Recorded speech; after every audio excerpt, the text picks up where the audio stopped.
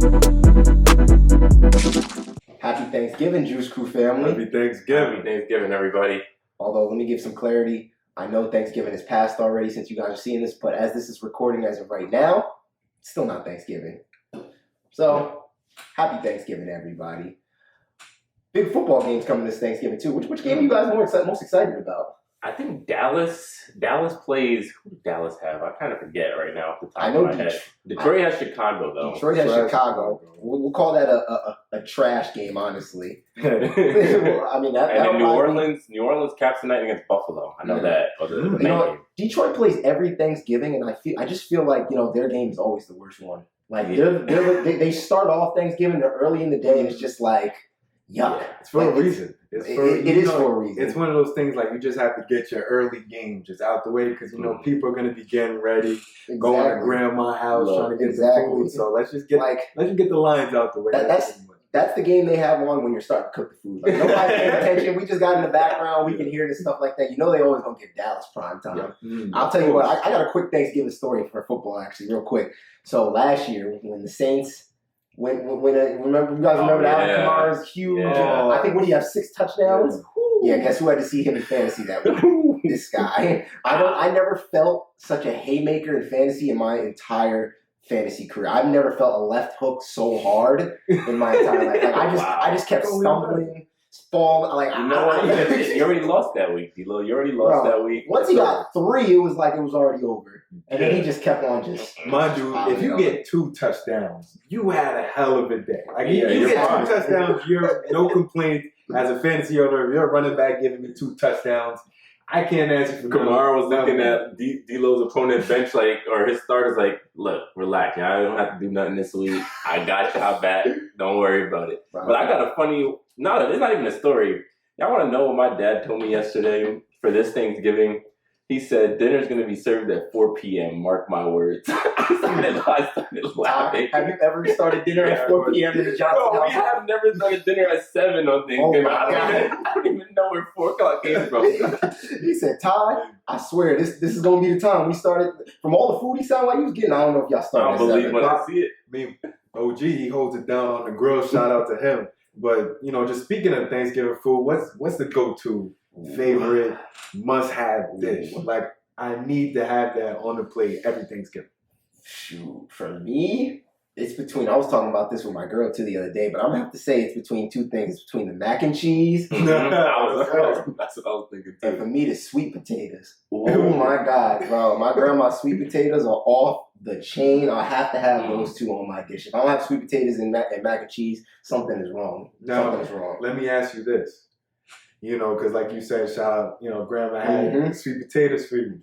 Have you ever had an instance where you had to go and try somebody else's sweet potatoes and it wasn't really like Grandma's sweet potatoes? I've had sweet potatoes from other places, and they weren't like Grandma's. I'll tell you that. Never get a sweet potato casserole. If you see casserole at the end of sweet potatoes, it's the sweet potato, it's yams, it's candied yams. Whenever I see sweet potato casserole, it get interesting. Interesting now. I feel like they try to get a little too interesting on that one. Yeah, they trying to pull something out of the box. What about you, bro? What's your favorite? For me, I mean, if you know, I'm a big cornbread guy. Okay. On Thanksgiving, I like to make my own little pan, and that's me. That's like, I'll make 2 pans, 1 pan for everybody, but another pan just for me. Waiting on that. I had a little story one time. I had some cornbread. I'm not gonna name drop. I had some cornbread. It wasn't your boys. Wasn't your boys, especially. Bro, I've never seen this. They put corn in the cornbread. Oh, yo! I was like 7, I think 7 or 8ish. Right. Remember taking a bite into that cornbread. And I just felt so betrayed. Like, who would put corn? Like, why? Why would you do that to a kid? I can hear the disappointment in your voice from that too. Still wants me to this day. What about you, Ty? What's your favorite dish? I mean, y'all already gave all the favorites, so I'm just gonna add one in there that's always on the menu for us. It's a vegetable, collard greens. I love my collard greens with a little turkey neck in there, and then you take the cornbread, you get some of that collard green juice in there. You soak. Ooh. See, Ty, I thought you were going to take it to the oxtails because I know it's like kind of a specialty dish for your pops. The thing is, I want to say we don't. This is the first Thanksgiving we actually are having oxtails. It's not a tradition thing. It's one of those we got sick of doing the turkey. I don't know about. It's hard to get a turkey really good, and so you got to do a lot to keep it moist and everything. Some people fry the turkey. I'm not a huge turkey fan, so we're just saying bump the turkey. Let's just do some oxtails. Hey, I don't blame you. For those who haven't had oxtails out there, try some oxtails. First time I had them was when Ty's dad made them, and those things were rocking. Yeah. But let's get into it. Let's. And if we're missing something, let us know. If we're missing an underrated dish that's your favorite, I'm missing. I know some people like the stuffing and all that. I love some stuffing too, but mac and cheese and sweet potatoes. But we're gonna dive into this episode, man. Let's start off like how we do every episode with a cheers before we get into these topics, man. Cheers, guys. Cheers. Cheers up. Cheers up. Before we get into topics, a little different today. A little different. I feel a little weird today. What's up? How you feeling? Wait a minute. What's going on?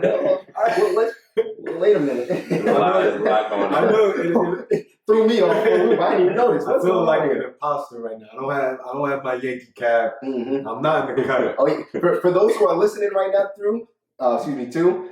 Elle is sitting in we changed our seating arrangement a little bit here today. Elle doesn't have his hat on like he normally does. He's sitting in the middle. I don't know what we feeling. We're feeling froggy today. You got to stay on your toes. You never know what to do. Wait. Aren't you missing your...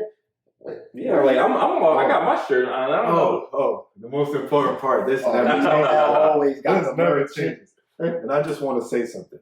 Let me get this land hoodie on. Take your time. Let me show off this nice fresh juice shirt. So obviously, if you guys tune into the episodes, it's not a Juice Crew episode if I don't have the merch on. Let's be honest. And you see, this shirt is still as clean as the first episode where we were rocking it. Mm-hmm. When this merch dropped, we would definitely let you guys know, please get it. I work out in this. I go to the grocery store. I see my parents. I see my homies. Do all this kind of stuff, man. Still good. I wash it every time I wear it. Versatile. Still good. But what I really wanted to get into, Ty has a hat on, though. Look at that. Look at that. For those my brother, bro. You jumping ship on me? What's with that, bro? You got to know I'm a Bulls fan. I think we got one. Please say it ain't so. Okay. It's not so. The backstory is... Hold on, I got to show up. I got the fly on the hat. I got the little tat on the hat. Got the fly on the hat. But y'all know I'm a UNC fan, and my boy, he got drafted to the Bulls, and so in that in-between Who's your boy first? Give him some clarity. Yeah, Who's your boy? Kobe White. Kobe White. Shout out Kobe White, number two. But it's big time at North Carolina, and Kevin Durant, he was hurt for that year, was making the transition, hadn't known he was going to go to the Nets yet. So I told Elle, I was like, Elle, you can get a rental year from me. I'll have the Bulls. It's exactly when I got the hat for the rental year. But I'm like, you know what?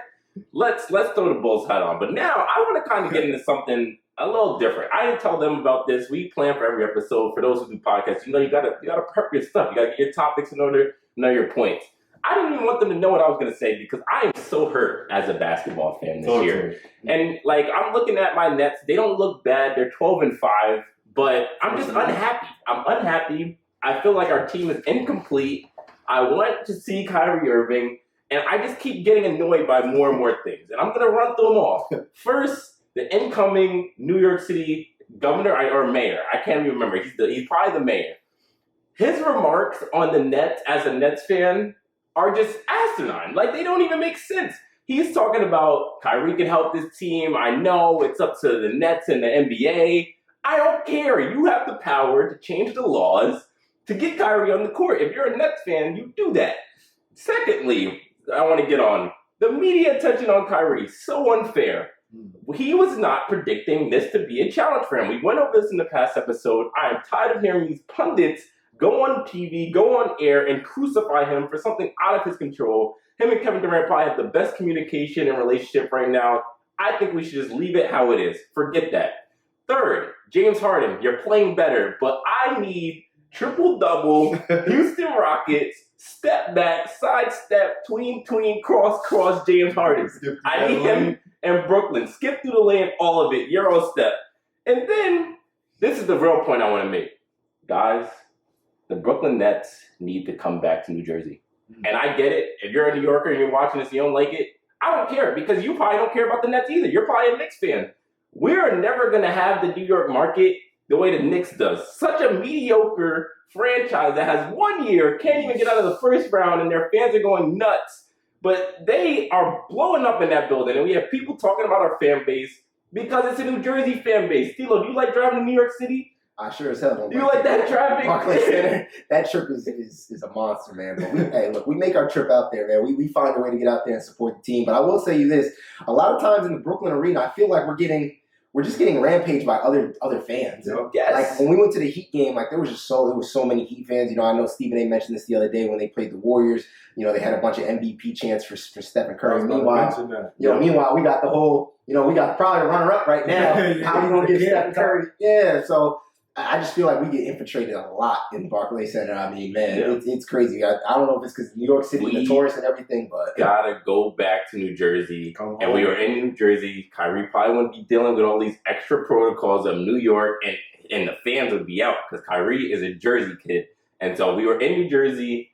I just think it's a better situation all around. The fan base is better. And if we could get excited about Vince Carter, I love me some Vince Carter, Jason Kidd, Kerry Kittles. Kmart was out like we're getting excited. They're great players, but that's not Kevin Durant, that's not James Harden, and that's not Kyrie Irving. I would wonder what this New Jersey fan base would do for the Nets if they came back. But let me get off my soapbox. It's not why I'm wearing the Bulls hat. I'm just unhappy. I want to see Kyrie on the court.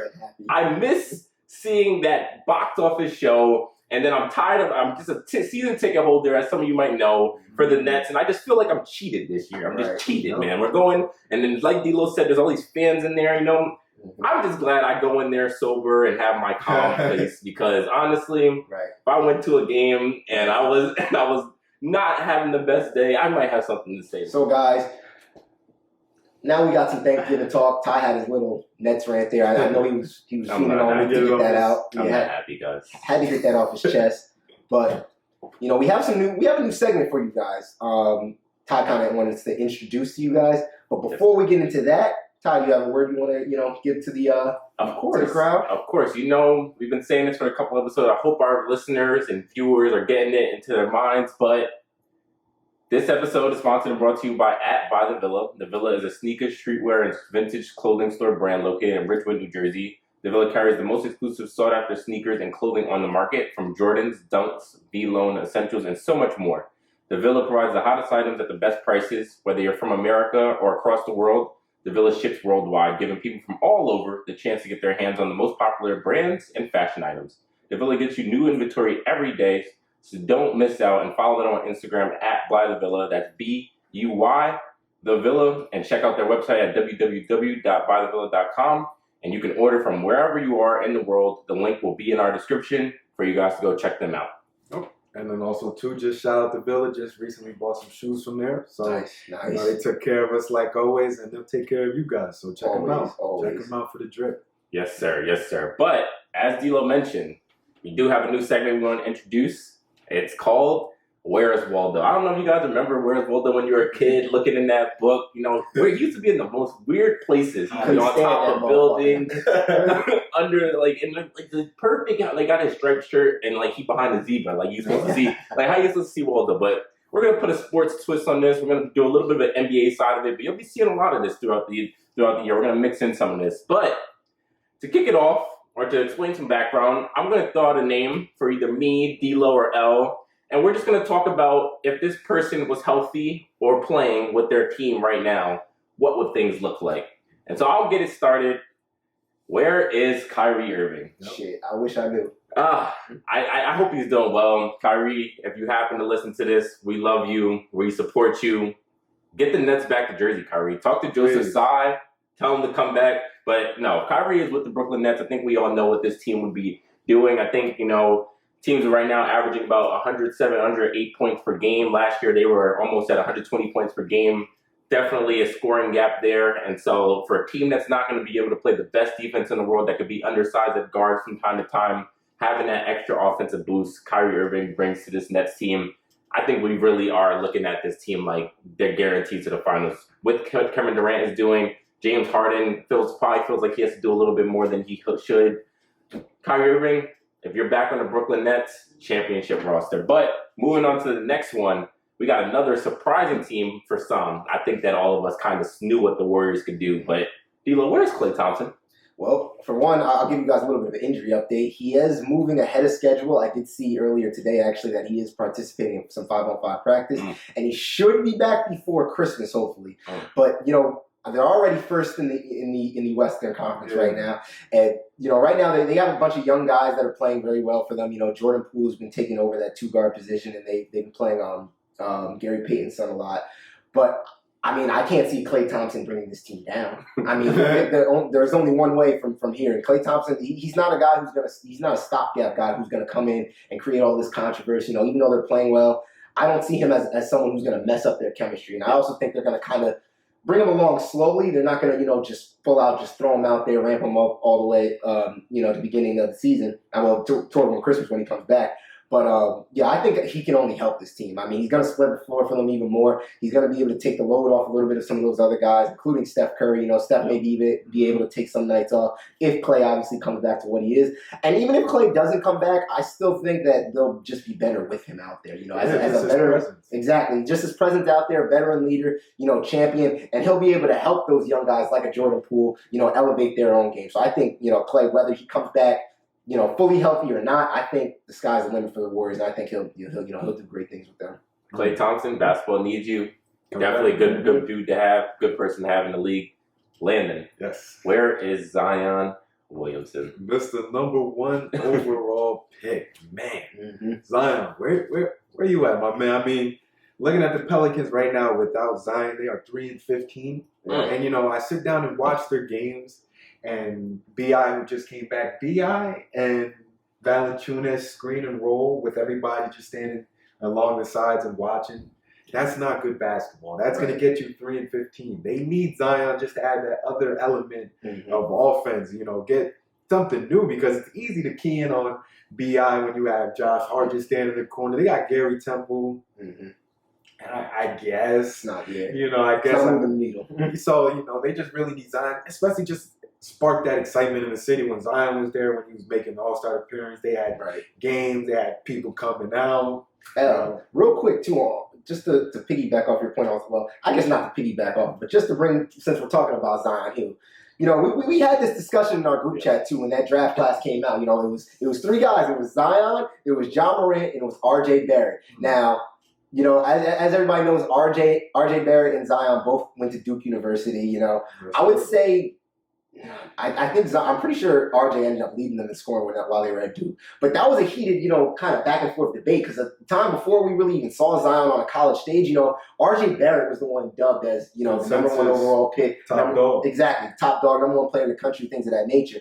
So, obviously as the draft came, things have shifted, and now everyone started looking at Zion as that number 1 pick. But me and Landon were 2 that were rocking out with RJ Barrett for the longest. And I remember a big part of our argument was, one was I didn't think he would be able to dominate the way he did in college in the league. But he showed he was able to do that. But another was, can he stay healthy? Yeah. Can he keep... So let me ask you, Landon, do you think Zion can stay healthy to have a long great NBA career, to go to the point so he can fill out his full potential? Because obviously when he plays, he's been dominant. But will he be able to stay healthy enough to show that dominance? I really hope so, because he's like a breath of fresh air. We've never seen 285 with his head at the damn rim. Right. I think I have some bounce with myself. My head's nowhere near the rim, and I'm nowhere near 285. So just seeing that type of athleticism where he was able to dominate the game, he's almost moving like a running back out there when he's running down the break. He has the handle with him, lefty, shifty. So he has all the tools, but like I said, it's 285, and it's not even like he's 285 anymore. I don't even know what he is now. Yeah, he looks bigger. He looks about 300 pounds now. If y'all ain't seen him. Yeah, that Bourbon Street food, I know it's food. I know it's busting, but man, you got to chill out. They were saying they're teaching him how to walk, and that's not good. With the teacher NBA player how to walk, come on. That's never good. So, are y'all taking RJ? Let me ask you, taking RJ right now or Zion? I have to take RJ. I'm still taking Zion. I know he has to get healthy. I know he has to get back. I just think the magnitude of impact. I look at someone like Ja Morant in that draft class and see what he's doing right now for Memphis. I think that Zion can have a Ja Morant impact if he's able to stay on the court. That is the big question mark. But I would go RJ if I saw him stepping more into what Ja Morant's stepping into. I don't see enough of that from RJ, so I'm going to still believe in Zion and allow him to get back on the court.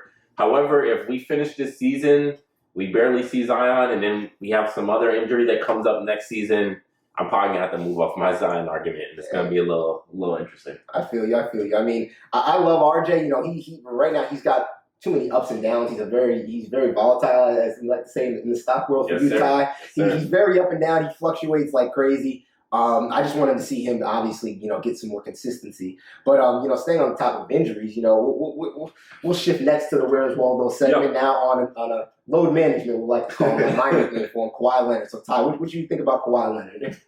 Oh man, Kawhi. I know that knee injury, and he is a load management guy. I do believe he will be back this year. The Clippers will be a playoff team. Paul George is playing very great basketball right now. And I think both of those players, with their LA backgrounds, I do think they want to make the Clippers a home, but I think we all know to make the Clippers a home, they got to go out there and win. And so I'm expecting some big things for the Clippers when Kawhi gets back. They already started building chemistry. I love Tyronn Lue and the coaching job he's done there since he's taken over. Kawhi's going to make a big impact on his team. And when we see him back, which is probably going to be some time, I don't think he's coming back until springtime, but I think the Clippers will get into the playoffs. And when Kawhi does come back, hopefully the low management will be done. But do you think they ever escape being the little brothers of LA? They have a chance. This is the year. I think we have to see. I don't want to predict that we're going to get some Lakers talk a little bit here, but I don't think the Lakers are going to stay at the level we've seen them at. LeBron comes back. He's going to figure that out a little bit. But this is the year with the kind of Lakers team and what they're putting out there this year, they can sneak the Lakers. And if they do that, they will be one step closer. I think they will always be the little brothers. Like it's just they need a championship. They need a championship. And even with the championship, it's still they're gonna need a couple. They're like 5 in a row. I'll tell you what though, them moving into their own arena, I think will at least help a little bit because it's tough being in the same arena, playing in the Staples Center or what will be called now Crypto.com arena. Yeah. It's tough going in there as a Clippers fan and you're seeing all this Lakers stuff like. Okay, where's our stuff? You don't have no stuff. There is no stuff of you guys because you don't have no history. The Clippers have been garbage forever. Yeah. And so, I mean, it's just the fact that they just, they'll never, it's going to take a long. I'm going to, you know what? I'll speak in absolutes. The Clippers will never be able to do or be what the Lakers are. In our lifetime? They have to leave California. Like, they have to leave California. Clipper curse real. I think the Clipper curse is kind of real just because if their chance was that Lob City with Blake Griffin, Chris Paul, DeAndre Jordan, that team that they put together, like that was their time. And they could have easily won the bubble one. Yeah. Yeah, they could have. That was a big opportunity for them too. I personally think their team was almost structured to beat the Lakers. Right. So I think if they saw the Lakers, like if they got past the Lakers, I think they had the Lakers number that year. Yeah, I kind of felt like they would have probably beaten the Heat. I think they were looking too far ahead too. Yeah. I think that was the thing why they lost to the Nuggets. They were just looking way too far ahead at we need to play the Lakers and we need to knock out the Lakers. Well, hello, you got the MVP of the league first. You got to go play the Joker. And Jamal Murray. This ain't no small task. So I mean, look. That's what looking ahead will get to you. But all right, we're gonna go to L's favorite player here in Philadelphia, Ben Simmons. What you got for Ben Simmons, man? Do not like it. I don't like it at all. I mean, Ben, perfect example. We're going to go Lonzo Ball. Came into the league shooting ridiculous.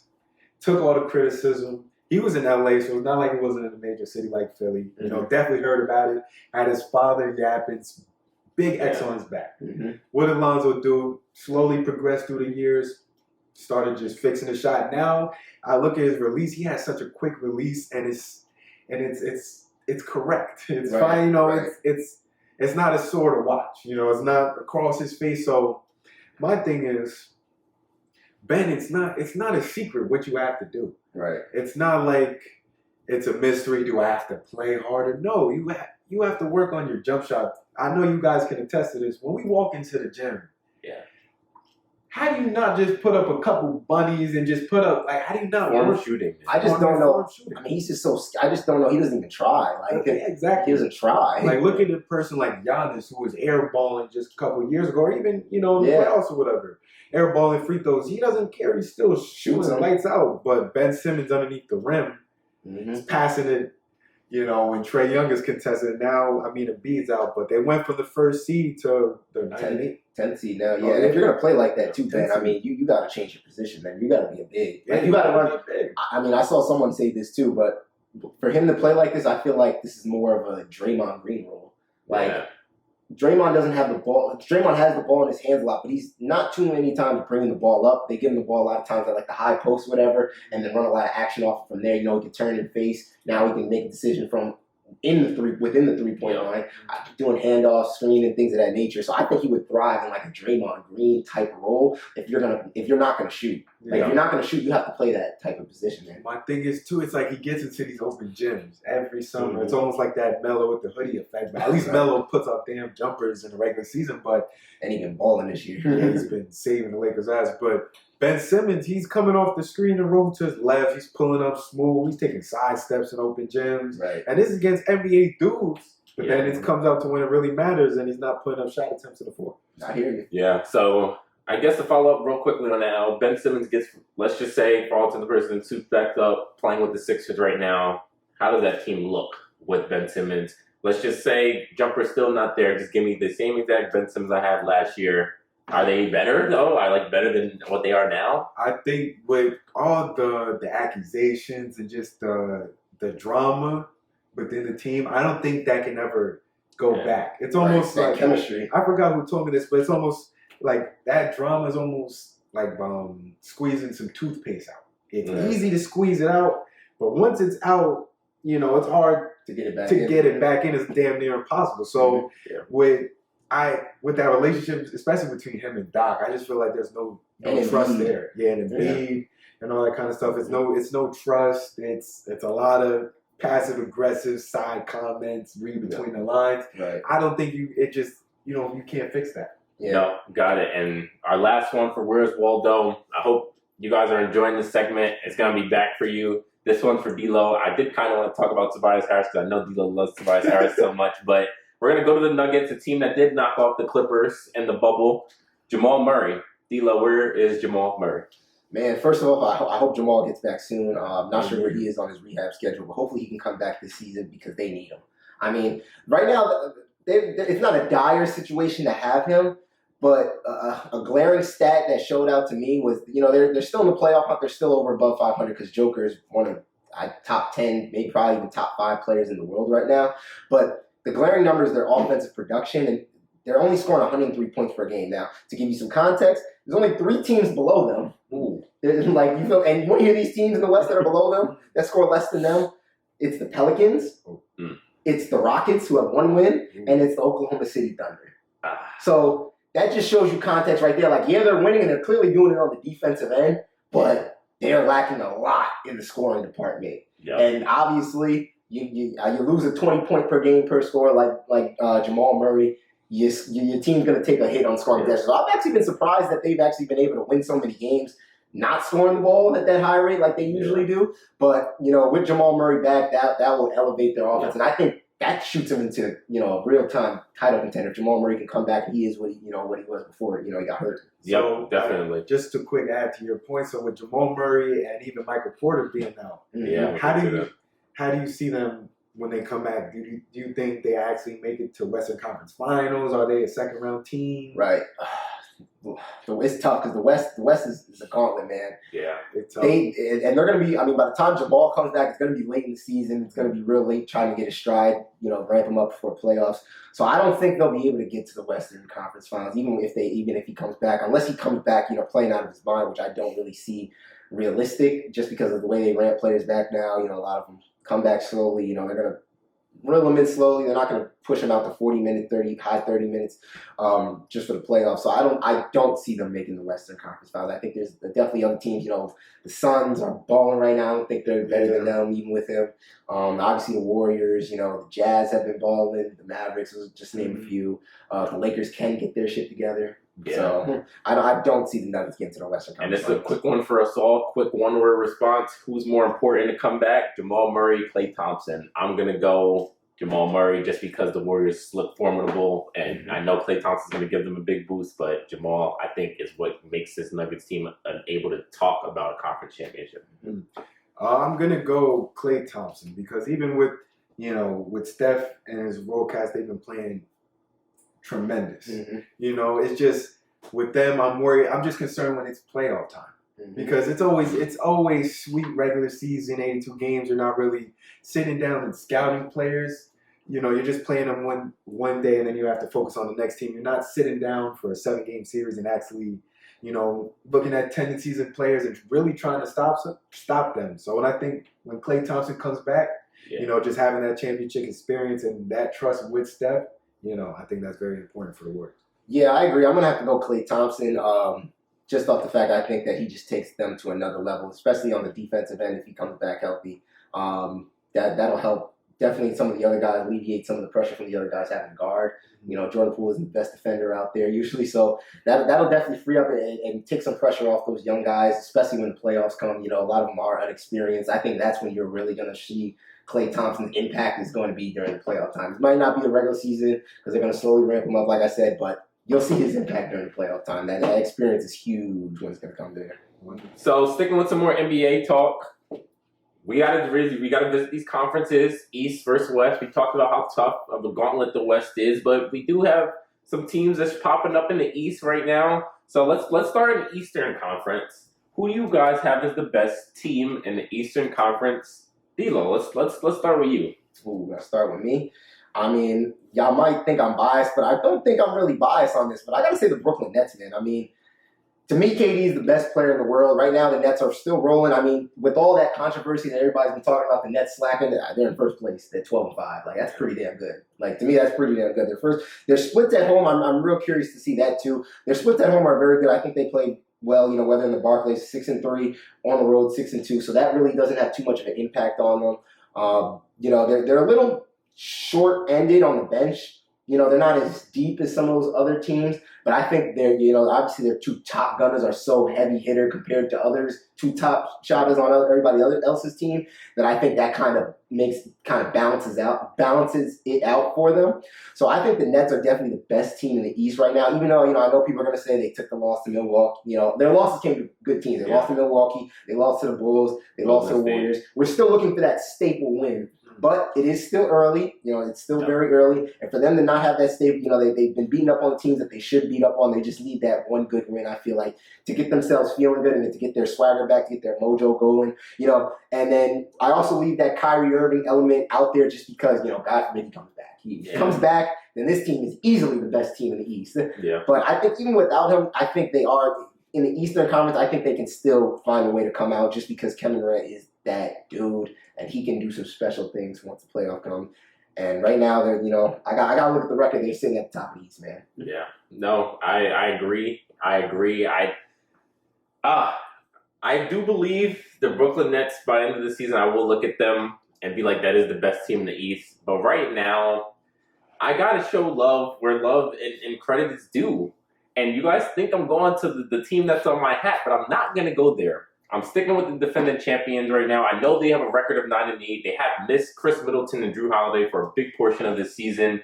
And so, a lot of the losses, you got to put that into perspective. Grayson Allen's playing great basketball, even though I can't stand Duke players, but he's playing good basketball right now, so I can't be mad at that. Pat Connaughton's another guy that's off the bench with his role. I do believe the P.J. Tucker loss is going to hurt them come playoff time. But right now, what Giannis is doing is just insane. I think 32 and 20 the other night. It's just like this. The body of work that he's putting out. I can't wait to see him and KD go at it again in the playoffs. I do think KD's going to win this time. But right now, I'm going to go with the Bucks. I just think that they're a great team in the regular season. Their role players are playing really well. I like how they're settling into their roles, and then they have that chemistry. They have that championship pedigree. I'm not going to go against the defending champs right now. And that's also because of Nets. I'm an upset fan. This is from an upset fan right now. Hey, I can't be mad at you on that Bucks pick. I mean, they have been banged up. They starting to look good, though, now. They're starting to look good, though, now with all their pieces back. So I agree with you. I don't think they're going to be in the playing game. That's for damn sure. I don't think they'll figure it out. Exactly. But... Cat talk, man. Just give him the hat. Just give him the hat. Oh man. If you asked me would I be saying this in the preseason, I would have said you're damn crazy. Mm-hmm. But Now watching it, Man, I got all right. So I got to start at the top. We have DeMar and Zach been playing lights out, and they're just mid-range assassins. Mm-hmm. I think both floating around like 26 a game. That's that. We'll just leave those two out there. But what I really love about the Bulls is Alex and Zoe. I think they both average well over 2 steals a game. We have Ayo, Chicago own. He went to Morgan Park to Illinois. Now he's home in Chicago, so we keep our own in-state. He comes off the bench. He's very talented. Derrick Jones been playing tremendous without him. Vucevic been on a 10-day health and safety, so we're missing an all-star big. We have Pat Williams coming off the bench. Kobe White just came back. Big shout out to Javonte Green. Number 24, I did not know him before he played on the Bulls, but he just plays with an energy, and he's just that glue guy. He's just that guy who's going to dive on the floor, who's just going to disrupt passing lanes, guard the best players. We just have so many players on the defensive end who are just so active and just so involved in every defensive play. And then we have the offensive gunners. Mm-hmm. Hey, if you're a Bulls fan, it's a lot to smile about. I mean, you guys mentioned great team, though, with the Nets. They got the top gunners. They're personally going to be my favorites if Kyrie comes back. Mm-hmm. Kyrie comes back, I'm happy to give it to you guys. But if Kyrie doesn't come back, 7-game series against you guys, I think it's a very exciting series. I love the Bulls. I mean, honestly, we're going top to bottom from a roster perspective. They might have the most completed roster in the Eastern Conference for sure. I think, their starting five is ridiculous. They got 2 MVP candidates, really. I mean, I have to consider them.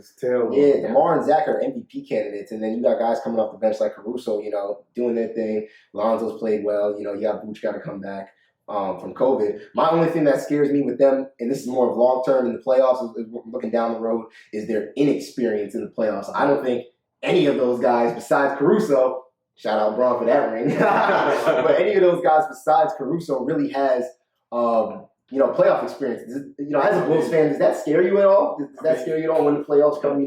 It does. It does. But what calms me down a little bit, I think Zach is ready, and I think the more kind of coming over, and it's almost confusing. It's like sometimes he is the 1, sometimes he's the 2, mm-hmm. But just having him there. Because he had his runs with the Raptors, even though, God forbid, it was LeBron days. Right. During those times, LeBron was doing whatever he wanted, doing fadeaways off the glass on him. He was still there to catch some of those, so he probably learned some lessons. So I'm just excited for him to be there and kind of mold Zach's game and just be there for him because, Zach shows some flashes. Like, he'll show his mature game he's hitting, the mid-ranges, but then he shows a couple flashes where he's not really playing defense, not getting back, and then he wants to yell at the refs and get cheap texts. So, I do like DeMar there to kind of, mentor Zach and make sure he's in there a little bit. Yeah, better. One thing I will say across all 3 of these teams that I think is important, and that's going to come into play, and I know the NBA is a players' league, but if we look at the coaching, Billy Donovan gets another chance in a team that really could win in Chicago. We got a coach in Milwaukee, Coach Bud, who just got it done when there was a lot of questions about him. Mm-hmm. And I think Steve Nash, there's still questions out about what he can do as a coach and whether he does truly have that locker room with all that star talent.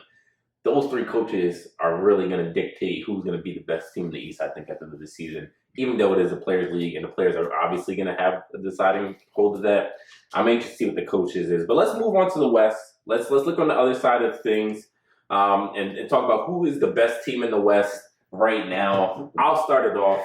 I mean, I was talking about my excitement to see this team. We talked about them a little bit already, but it's hard to talk about the Golden State Warriors not being the best team in the NBA, period, right now. I think what Stephen Curry is doing, he's trying to literally shatter every 3-point record that exists. Sorry, Ray Allen and Reggie Miller. It's going to end.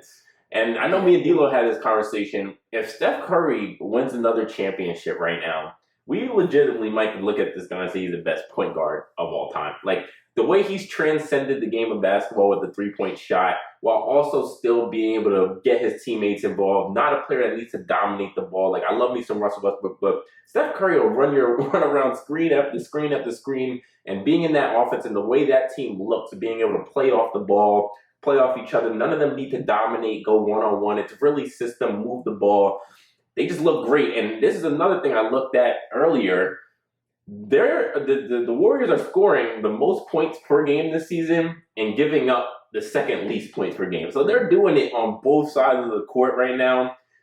They're the best team in the West right now. And I think, looking down later past, once they get Klay Thompson, I still might be having that comment. We'll get to the Lakers briefly, but I just believe in the Warriors. I mean, it's tough really to make a point against the Warriors. I mean, I try to think it's maybe some Suns because they're on a 10-game win streak playing phenomenal, but you just look at what the Warriors are doing right now. They're handling all the top dogs. I mean, granted, we had to take a trip over there. There was no Vooch, but, I thought we were one of the top elite at playing small ball and at a very fast pace. They made it look like that's not our style of ball. Mm-hmm. And then, they played the Nets and did what they had to do over there. Steph's just on another planet right now. And God forbid they get Klay Thompson back. Yeah, it's a very scary unit. Yeah, very scary. I agree. I mean, I think, the Warriors are definitely one of the scarier teams, but I think there is one team that they need to look out for, and it's not the Lakers, it's not LeBron and the Lakers, it's not the Clippers, it's not the Nuggets, not the Mavs. No, I think it's the Phoenix Suns. Mm-hmm. I mean, dude, you're talking about a team that just came off of a finals appearance last year, and they look more motivated than ever this year. I mean, they've been balling, they've been rolling. Devin Booker he's played great, but he hasn't even put it into another gear yet. And they're already 12-3, sitting one game behind them.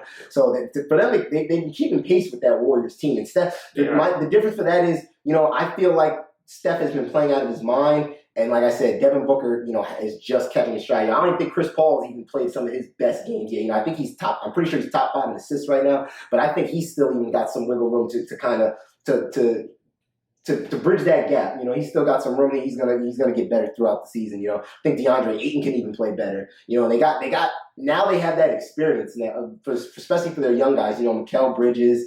Your boy Cameron Johnson from North Carolina. Cameron Payne has been playing pretty well. I think the Suns are a slept-on team. I think they're kind of a sneaky team that people, like last year, they were sneaky. Nobody really thought of them too much to make that finals run, and then all of a sudden they were able to make a finals push. I think they can stand toe-to-toe with the Warriors once it comes down to a playoff scenario. And they do have the big with Ayton. I think they would be able to dominate that matchup at the very least. I don't think when James Wiseman comes back, I don't think he wants much work of DeAndre Ayton. I think that's a matchup that they need to take advantage of. If they see them, they need to go in there and show them like, okay, this is the matchup we need to exploit. If that comes down to it. And Chris Paul, can he at least hold his own against Steph Curry? Can he at least? Chris Paul's a great defender. Steph Curry's playing out of his mind. Can he at least alleviate a little bit of that or make it tough on him? They're gonna have to run a lot of pick. I run a lot of pick and roll with him. I put Steph in a lot of action, make him guard. They're going to have to make him guard. You think Steph guards Chris Paul? I mean, it's either that or Devin Booker, and I don't see them. I think they put him on like a Crowder. Yeah. Corner shooter. I can see that. Hide him out. Hide him out. I have to check too. Do they switch a lot too? I wonder if the Warriors switch a lot of their screens. I'm wondering that too. But yeah, depending on who they would pick out and have them guard. I mean, if Steph has to guard one of those two guards, it's gonna be tough. Yeah. It's gonna be tough matchup for him. But I would definitely try to go after him if he's to guard either Devin Booker or Chris Paul. Though. Yeah. The only thing I would add is that one thing I'm really impressed with the Suns. I think people have heard the drama come out about their owner and all this misogynistic comments or racial comments, and to see how that locker room kind of took that in and come out and had gone a 9-game win streak, extremely impressive to say. Right. With that also saying, that story I feel like is kind of looming, and I'm not saying that's going to be a detriment to them down the road, but if things do start to come out, they're going to have things on their mind that's not just basketball that could really interrupt that. But I do love some Suns. But while we're on the West, I want to get into the Lakers. Guys, LeBron was out for over a week now. You got Russell Westbrook running the show. Melo has been looking really good, honestly. Melo's looking really good. AD, we saw him got absolutely dominated by Giannis the other night, when they played against the Bucks. I think at one point it was like Giannis had 38 to AD's 18 and just completely outclassing him in every facet of the game. So my question is, should we be worried? Are we concerned about the Lakers right now? Do we believe in LeBron and his ability to just take teams and bring them to that next level by playoff time? Is that going to happen this year, or are they in some serious trouble? I'll start off. I think they're in trouble just because I think there's a lot of question marks there. Like there isn't just 1 to 2 question marks. I think there's a lot of question marks. The first one is, can LeBron stay healthy now? Because we're starting to see this trend now. LeBron ain't getting any younger. I understand he's been Mr. Superman his whole career, but the last 2.5 years, he's starting to show he's a little mortal with the injuries. So can LeBron stay healthy and stay at his peak top performance? That's 1. 2, Anthony Davis. I need a chip on his shoulder because he doesn't play with one at all. He doesn't play with an edge at all. I understand his numbers look good, but every time he's gone against somebody that's been a top tier player, he's gotten his ass busted. You just mentioned Giannis going up in there. He kicked his ass from the tip. It looked like Giannis went into that game pissed off the night before. Like he looked like he was salivating for Anthony Davis. Like he knew what it was. Anthony Davis wanted no parts of Giannis Antetokounmpo that night. And then the other day, Jason Tatum went up in there and kicked his ass too. And let the Celtics beat him, put 37 on his head. So I'm like, AD, you're supposed to be the defender. You're supposed to be best defender team.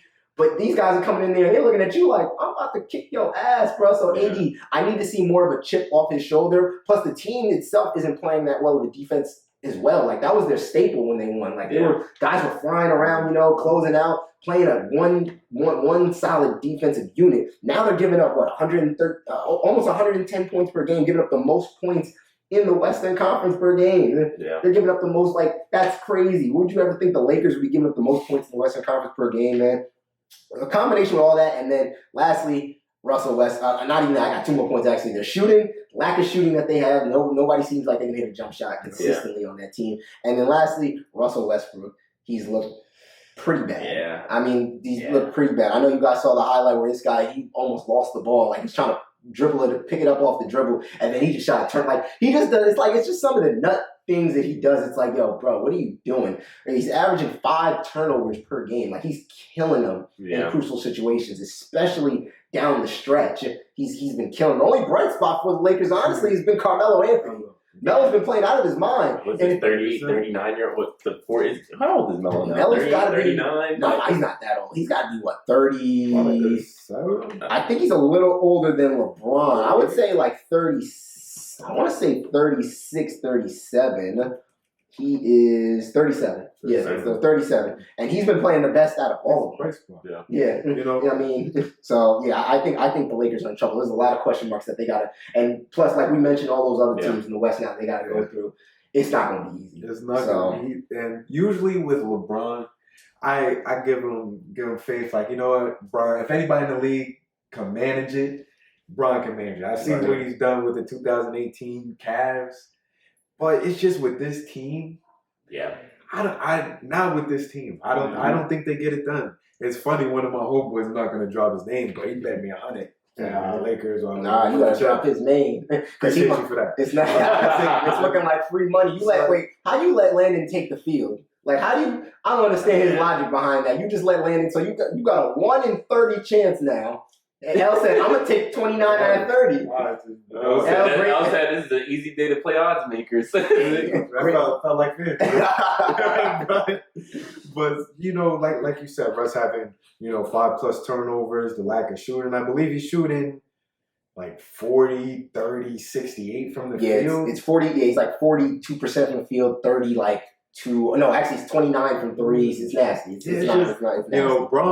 Bron needs to almost pull that D Wade route. Like, yeah, you're my homie. Yeah, this looks cool on paper, but this doesn't work out for me. Yeah. He needs to get his shooters maybe dipping what they got going on with the Kings, maybe grab somebody. But I don't know. And then speaking on AD, watching the Celtics game, I feel like in the beginning of the game, he'll be semi-aggressive, maybe hitting his jumpers, this, that, and the third. But while JT was going at him, he's coming down on offensive end. He plays like he's 6'6". Mm-hmm. He doesn't go lower than the free throw line, and he's shooting post fadeaways. Mm-hmm. When you're the starting 5 on a team, especially that Lakers team that really needs you scoring, you really are the number 1 option for scoring. I mean, granted, you have LeBron on the team, but LeBron's 37. He should not be that top dog, number 1 option when you have a prime player who you're really grooming to take over the show when LeBron leaves. I think AD just gets a little too timid in the moment, and I don't think the squad they have around him will rush decision-making in the moment, and just the lack of shooting in the crunch time, lack of defense as well. And I want to piggyback off your Anthony Davis point. I mean, with the whole inside and out thing, like he does take so many jumpers. Like I want him to kind of take a page out. I know we've been harping for Giannis to shoot more mid-range jumpers to help him out, open things up. I need Anthony Davis to take a page out of Giannis' book, and I need you to start the game off attacking. Get to the free throw line. Get to the basket. Like he's got Giannis Antetokounmpo's length. Like you have this, like you're pretty much the same stature. You might even have some weight on him. Like I have to check. But exactly. So I don't understand. On that point though, D-Lo, do you think that AD has in the back of his mind his injury history when it comes to attacking the basket? This guy hasn't been the most healthy guy ever, I would say. It's a possibility. Yeah, it's definitely a possibility. But if you're going to play timid and scared of getting hurt, like it's not going to do you, and you're not going to win championships that way. Sometimes you just got to put that on the back burner. But that is a valid point to bring up. He very much could have it on the back of his mind. He has had a lot of injuries, and I'm sure he hears the noise. Yeah. Because that's always been the question out there, and that's the question from everybody. Can you stay healthy? So if Anthony Davis, I ask you guys this, Anthony Davis does not get a ring without LeBron. Say he just stops at the one. He only has the one with LeBron. None without him. What does that do for his legacy in your eyes? I think it's going to be really tough to I'm sure that this is a guy that wants to go down in history at the level of what Giannis will go down of, if not better than him. And it's going to be very tough to because at the end of the day, everybody who's got a chip with LeBron are always going to have that looming on. Like if you don't get one without him, you always have that looming over your head. Like, can you get it done without him? Right. What would you have done without him? Like it's a conversation. And so with his injury background, kind of like him not fully staying healthy, him having these kind of wishy-washy, like I'm going to show up, not show up, and then not getting it done without LeBron, it's definitely going to take a ding. I still think he'll go down as one of the greatest power forwards of all time, but it's definitely, he's going to have a tough time when he starts to think about trying to be what Tim Duncan or with the Kevin Garnett's and the Dirk Nowitzki's. Like these, we want to think of AD to be better than him and they'll lapse them, but it gets real tough if he doesn't pick it up. I agree. I fully agree with that. I think there's levels to this. I mean, there's tiers, and I don't think if he only ends this one chip in his career, obviously we got to look to see his accolades and stuff like that, and where he finishes, where his numbers. But I think there's tiers to it, and there's that upper echelon tier where I think we have the Dirk Nowitzki's, the KGs, the Giannis's. Even though they've only won one ring, they came out there, and I just feel like they were most of the time available, and two, they always played with that edge. There was never that question with them. Yeah. I think AD then gets lost more so in the terms of where we're looking at in the conversation, and not to say that this unit is bad, but you're looking at them more in the middle edge with those guys that don't have rings who are greater players of all time, like a Westbrook, Carmelo Anthony, Chris Paul's, and that I just think that his style of play and that him only having that one ring with LeBron and that being the bubble ring too of all rings would just notch him down, but before he can get into that upper echelon top tier when it's all said and done. Yeah, I will say quickly to give my 2 cents on this. I don't believe the Lakers are in trouble. Yes, it's concerning. I am concerning. They do have some work to do. I do want to see them go out there. To your point, Ellen, they have to go get a shooter that can put the ball up. I do also want to see, Russell Westbrook, one of the main things he said when he came to this team was, I'm going to be responsible. I'm going to be the guy to hold Anthony Davis accountable. I'm going to make him work hard. I'm going to challenge him. And I feel like I don't see that. I don't see the Russell Westbrook effect or the Russell Westbrook work ethic. Even when Russell was playing with the Wizards last year, you could kind of see that impact of how they all wanted to play hard. I don't feel like I'm seeing that impact with the Lakers. And I think it's tough, though, when you're putting up some of the nut shots he does and it's giving 5 turnovers a game. How much can I listen to this guy when he does some of the stuff I think he puts it on himself sometimes. Yeah, no, Russ definitely has to play better. That's another point. But I also believe that LeBron and the coaching staff, Frank Vogel and them, are going to have to sit down with the Russell Westbrook, and he's going to have to find a role that doesn't involve him being the predominant ball handler on his team. And I think that that's a conversation that he'd be open to. I know he does have quite an ego, and he's very stickler on his points. But I think if you're hearing that come from LeBron James, it's a little different than what you might have been between James Harden or Chris Paul. And at the time too, he's not getting any younger. Maybe he might not want to hear that these are OKC days where I had my whole basketball career ahead of me, where I might have a chance to win a chip with KD and Harden. Now clock's ticking. He doesn't have too many stops really after this, so I think he has. My thing with that is, though, it's well, where do you play him then? Because you can't, I mean, for him, he then has to become a cutter. Someone who's going to cut through the lane when guys are driving and get dumped off that way, because he's not a catch-and-shoot shooter. And he's never been the type to cut. Like, I've watched him his whole career. And, obviously, he's never had to be a cutter, for instance, because he's always had the ball in his hand so much. But I've never seen him want to take on that role, going to your point. Yeah. I mean, because he's not, like I said, he's just not a good enough shooter at this point in his career to where he's going to be sitting out there spreading the floor for LeBron. So at that point, if you're going to play off-ball, which a lot of basketball, in-depth basketball players know, and I know this myself, you got to cut. He's going to have to cut. When guys aren't looking, he's got to back door. He's got to find open spots within there. Maybe even set some screens for some other guys and get himself open that way, because he's not going to sit out there and be a catch-and-shoot shooter. That's not a productive role for him. One thing, I think he can do that as it pertains to the first unit. And I think that's where the conversation has to have. Westbrook, we need you to do that when LeBron and the first unit's on the court. But we will carve out your 15, 20 minutes a game. Or what? Not 15, 20, like 20, maybe like 10 minutes a game that LeBron, 10 to 15 minutes that LeBron's not in the game. Especially when you're getting older. Yeah, when you can be the ball dominant guy. But how we're going to start and finish games is you playing that role that D'Lo described is what has to happen. But kind of moving on, we have a quick segment, and also we're going to kind of embed another segment into it. We have contenders or pretenders. And I think in this segment, we have listed a couple of teams who we think are contenders and pretenders. And I think that some of these teams have also been a surprise. So I want us to also touch on which of these are a surprise, but realistically, we want to talk about, are they contenders or pretenders? And we'll start, and I'll start off, because this is my biggest surprise, the Washington Wizards, sitting at 11-5. Love what the Washington Wizards are doing. I completely didn't expect this. I'll tell you guys, to have Montrezl Harrell come out here averaging 17 and 8, you got Kuzma, I'm looking at, averaging 14 and 9, Dinwiddie 16, 5 and 6, and then Bradley Beal. And we've always knew what he was, but averaging 24, 6 and 5, got a bunch of role players around him right now. And look, we just talked about the Lakers. I'm telling you, all these role players that we're just looking around the league, Lonzo Ball, Caruso with the Bulls, KCP, Kuzma, Harrell with the Wizards. These guys are finding themselves home. Wait, there's more. Yeah, there's a lot. There's Jordan Clarkson. I know he can go down. Julius Randle, Brandon Ingram. I know.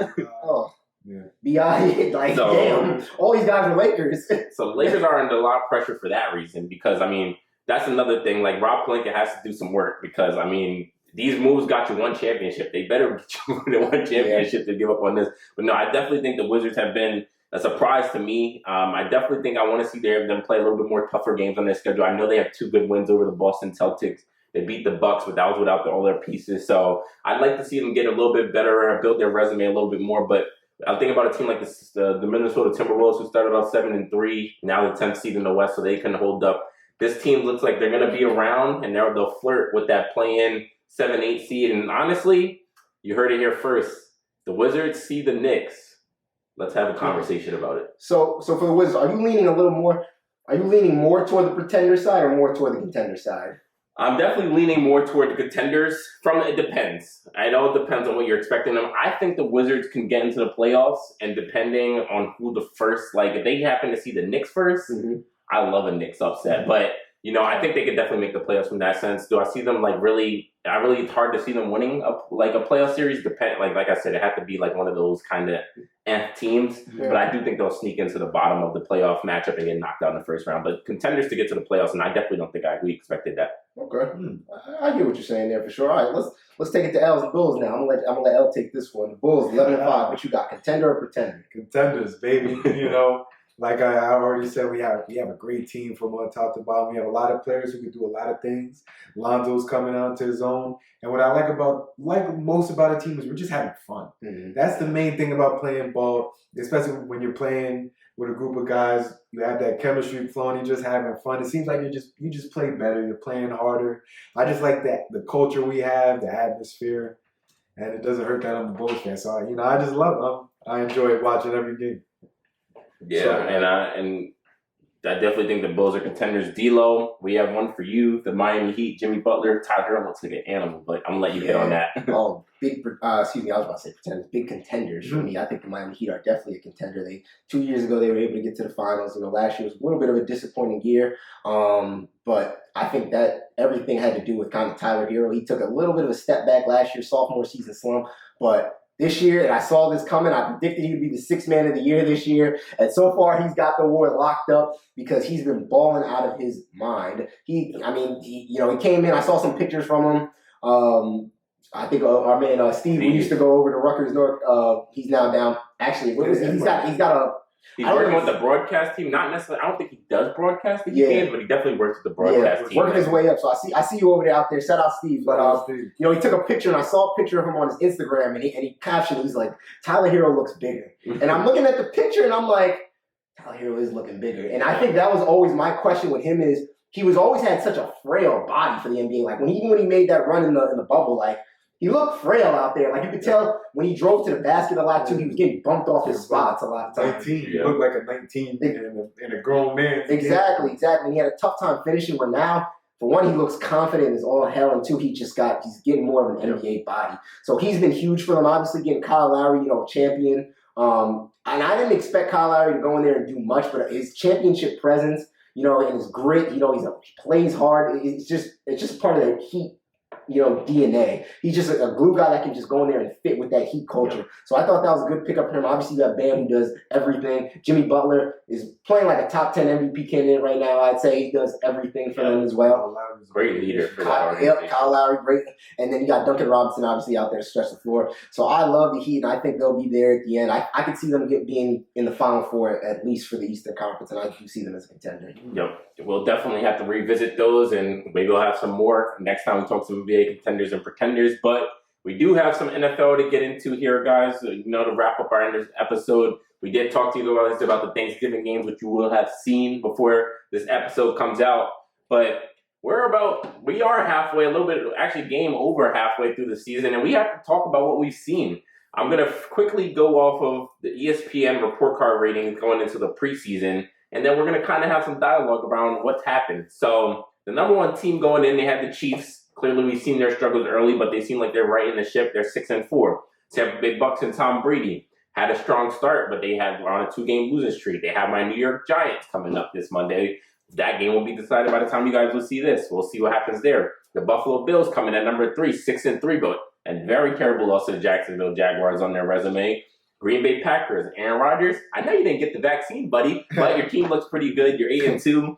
And then Rams at the 5th, they're at 7-3. Just picked up OBJ and Von Miller. They're second in their division. Let's just start it off. Of those 5 teams, guys, let's talk about who had the most disappointing loss.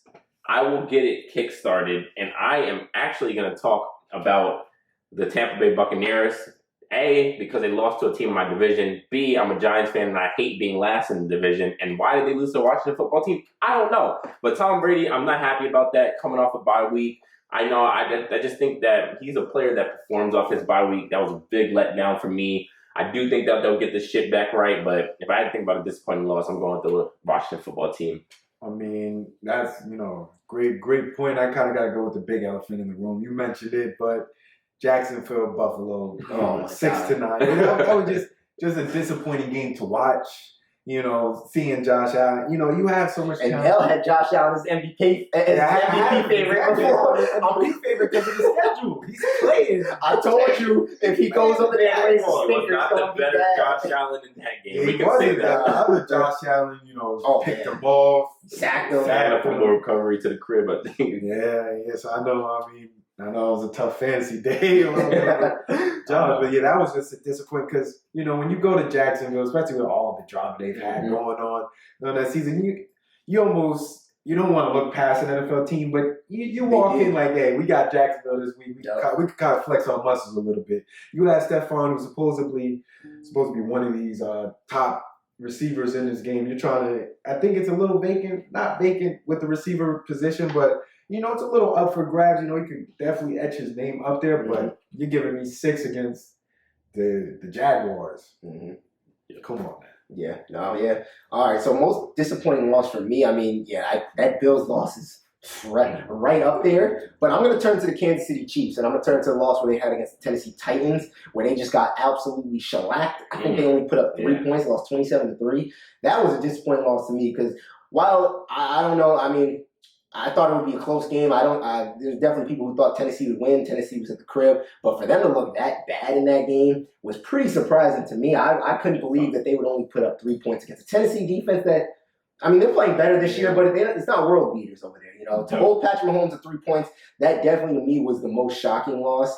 But that just speaks to, honestly, I think, to the parity in the NFL this year. I mean, the AFC is tight. Even the NFC is tight. It's a little more top heavy in the NFC. But in both conferences, it's tight. And I think anybody can beat anybody on any given day. Looking back at that top 5 preseason rankings list, I mean, a lot of these teams have had bad losses. Like, all of them have had some bad losses. But at the end of the day, even with these bad losses and where their records are now, all of them are in first place in the division besides the Rams. At the end of the day, everybody was all worried about the Chiefs. Guess who's in first place now? The Chiefs. Everybody was, Bucks just came off that bad loss to the Washington off a bye week, but they're still in first place. The Bills have had their worries, but they're still somehow in first place. With the week one. Packers with the week one. That's my honorable mention for that this is that's a good one. Yeah. I didn't figure that one too much. Yeah, that opened up the season. Yeah, absolutely. I think we're giving them a break though, because it is week one, even though it's really nasty week one. It was like changed location because I think something happened in New Orleans. They went to like Florida or something, but that was that. That was nasty. But I mean, like I said, the parity is crazy in the NFL right now. I mean, because right now, honestly, I don't even think the top team in the AFC is on this list, to be honest with you. I think the top team actually is the Patriots. To me, the way the Patriots have been balling, they won the way they lost the way they've won their last 3 games by a combined score. Try to guess, guys. Try to guess. A lot to a little. A lot to a little. Well, you're damn right about that. 94-13. Yeah. Last 3 games combined score. They put up 94 points and they've only allowed 13. I think they're trending in the right direction, and I think they'll end up, etching their name in this top 5. I think that's the one team that in this preseason ranking will kind of shake things up. Yeah. I think that is a bold take. I don't think the Patriots are formidable. I can't give them the best team in the AFC. I get it. They beat the Chargers, and who was their other win that I think was worth anything? I can't even remember it off the top of my head, but that's their schedule. They've been beating up on teams that are not that great, and so I need to see Tom them. Brady world. They have they have Buffalo twice coming up here to deal with, and and I want to see what happens in the division. But the Patriots, I say yes, they're very formidable. I just want to see them prove it against some of these more top teams. If I had to go with a top team in the AFC right now, I think I got to stick with Tennessee Titans. I mean, this football team is playing complementary football, and we usually haven't seen that from them. Mike Vrabel is, and one thing I was knocking on him, coming into the season was for him to be a defensive mind to come to be playing in a Bill Belichick kind of regime and era, and I expected that defense to be a little better. They're getting there. That front four playing a lot better. They're getting to the quarterback. They're pressuring the quarterback.